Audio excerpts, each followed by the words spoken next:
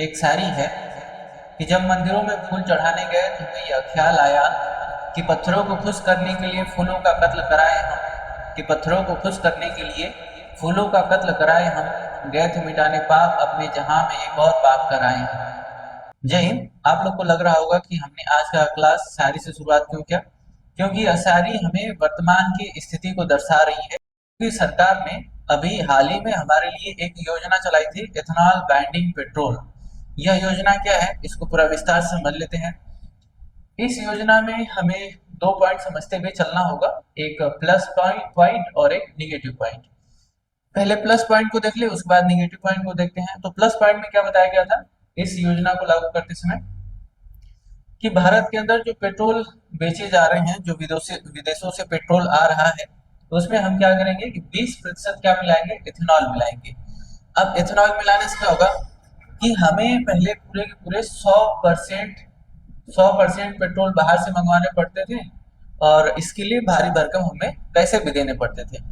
लेकिन अगर हम 20% इसके अंदर क्या करेंगे कि इथेनॉल अगर मिलाएंगे, 20% अगर हम इसमें इथेनॉल मिला रहे हैं, इथेनॉल, तो यह जो 20% पेट्रोल की जो कीमत है वो बचेगी और हमें बाहर से भी कम मंगवाने पड़ेंगे। अब जबकि यह भारत के अंदर ही बन रहा है और पेट्रोल के अंदर मिला मिला करके बेचा जा रहा है, तो पेट्रोल की कीमत भी क्या हो जाएगी, कम होगी। यह हमें बताया गया था। तो कि पेट्रोल के अंदर क्या करना है कि इथेनॉल मिलाना है। अगर इथेनॉल की बात करते हैं, इथेनॉल बनता किससे है, तो गन्ना से, चावल से, मक्का से और अन्य पदार्थ भी है जिससे मिला करके इथेनॉल बनाया जाता है। तो ये तो बनने की प्रक्रिया थी, और पेट्रोल के अंदर इथेनॉल मिलाया गया, ये समझ में आ गया। पेट्रोल में जब यह मिलाया जाएगा तो कीमत क्या हो जाएगी, कम हो जाएगी, क्योंकि भारत के अंदर बन रहा है। और साथ में ये भी बताया गया था कि अगर इथेनॉल इथेनॉल युक्त पेट्रोल अगर गाड़ियों के अंदर डाला जाएगा तो प्रदूषण भी क्या होगा, कम होगा, कार्बन डाइऑक्साइड का उत्सर्जन कम होगा। और हमारे लिए बाहरी तेल की जो निर्भरता है वो भी क्या हो जाएगी, कम हो जाएगी। यानी कि हमें बाहर से तेल भी क्या करना पड़ेगा, कम मंगवाना पड़ेगा। क्योंकि वर्तमान का जो युद्ध है उसे देख करके बहुत ही सभी लोग चिंता में थे। तो बाहर से निर्भरता क्या हो जाएगी, तेल की कम हो जाएगी। और तेल का आयात भी क्या हो जाएगा, कम हो जाएगा। यानी बाहर से हमें तेल थोड़ा कम मंगवाना पड़ेगा। आर्थिक सुधार होगा। आर्थिक सुधार होगा यानी कि जब पेट्रोल के अंदर हम एथेनॉल मिलाएंगे तो जो पैसा हमें बाहर देना पड़ता था वो भारत के अंदर ही रह जाएगा, और वो जो पैसा है वो भारतीय विकास के लिए लगाया जाएगा, यानी कि आर्थिक सुधार भी होगा। और साथ में कि जितने भी एथेनॉल के लिए फैक्ट्रियां बनाई जाएंगी, कंपनियां बनाई जाएंगी, उसके अंदर मजदूरों की आवश्यकता पड़ेगी, तो उसमें सभी लोग काम करने जाएंगे, तो एक प्रकार से क्या मिलेगा, रोजगार मिलेगा। और जो किसान लगातार केवल गेहूं, चावल, आलू की फसल कर रहे थे, जब उन्हें यह पता चलेगा कि एथेनॉल के लिए गन्ने की आवश्यकता पड़ रही है, चावल के लिए आवश्यकता पड़ रही है और मक्के की आवश्यकता पड़ रही है, तो वे भी चाहेंगे लाभ उठाना। तो लाभ उठाने के लिए भी सभी क्या करेंगे, इन फसलों को बोना चालू करेंगे। यानी फसल का पैटर्न में भी क्या देखने को मिलेगा, बदलाव देखने को मिलेगा। तो यह सब देखते हुए सरकार ने ये पॉजिटिव पॉइंट देते हुए ये सब एथेनॉल बाइंडिंग पेट्रोल की योजना चालू की। अब इसके जो निगेटिव पॉइंट है वो कौन कौन से आ रहे हैं वो देख लेते हैं। कि नेगेटिव पॉइंट में हमें अब क्या देखने को मिला है कि शुरुआत में जो कहा गया था कि जब पेट्रोल के अंदर हम एथेनॉल मिला करके उसे बेचेंगे तो कीमत क्या हो जाएगी, कम होगी।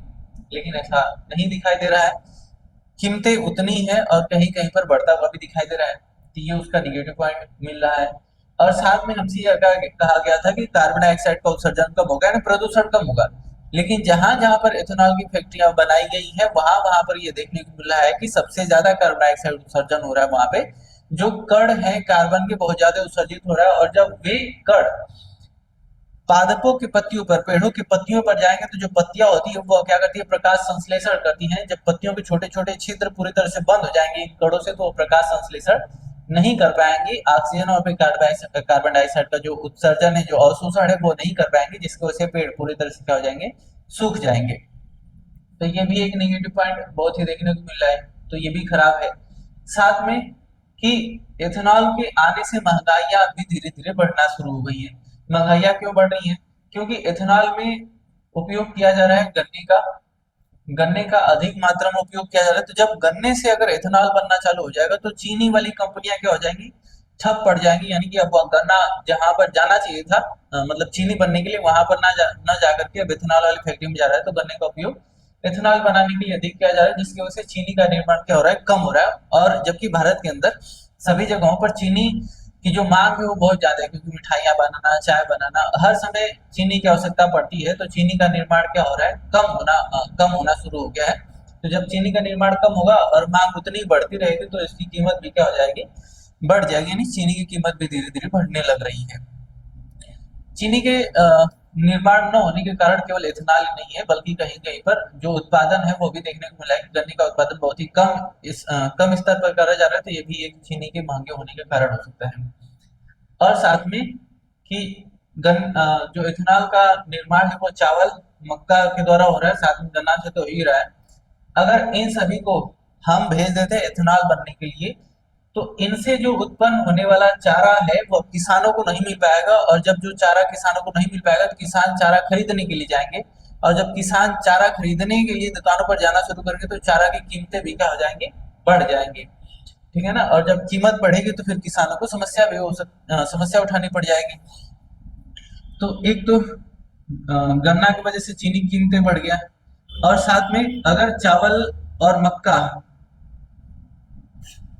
चावल और मक्का का उपयोग किया जा रहा है, तो आने वाले समय में क्या होगा कि इनसे बनने वाली जो वस्तुएं हैं उनकी कीमतें भी क्या हो जाएंगी, बढ़ जाएंगी।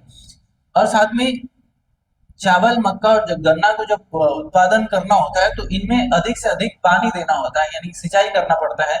अब जबकि सिंचाई करने के लिए हमें पृथ्वी के अंदर जितने भी जल है उसकी आवश्यकता पड़ती है, तो जब अधिक मात्रा में हम जल को बाहर निकालेंगे तो जो जल का स्तर है वो क्या हो जाएगा, धीरे धीरे डाउन हो जाएगा।